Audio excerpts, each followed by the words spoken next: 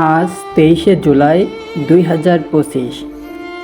আমাদের প্রিয় যশোর কলেজের কেন্দ্রীয় গ্রন্থাগারের সামনে আজকে অনুষ্ঠিত হয়ে গেল ব্যতিক্রমধর্মী এক অনুষ্ঠান, যেখানে ইন্টারমিডিয়েট শিক্ষার্থীরা তুলে ধরেছে 2024 সালের জুলাই আন্দোলন, শহীদের আত্মত্যাগ আর দেশের নানা আন্দোলনের চিত্র।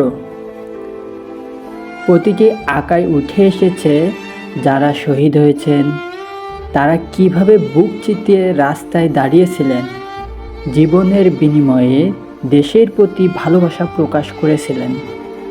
কারো তুলিতে দেখা গেছে লাঠিচার্জ আর রক্ত, কারো তুলিতে ফুটে উঠেছে পতাকা হাতে দাঁড়ানো এক সাহসী কণ্ঠ।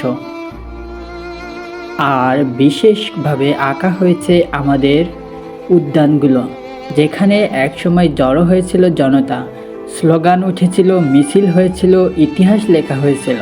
এই আয়োজন আমাদের শিখিয়েছে প্রতিবাদ শুধু স্লোগানে নয়, শিল্পেও গড়ে ওঠে স্মরণ আর প্রেরণার দেওয়াল।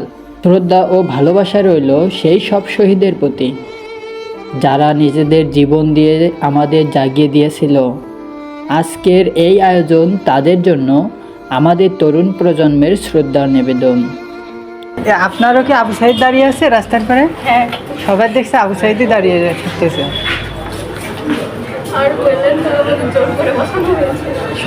সবাইকে আবু সাইদ দাঁড় করাতে বলতেছে।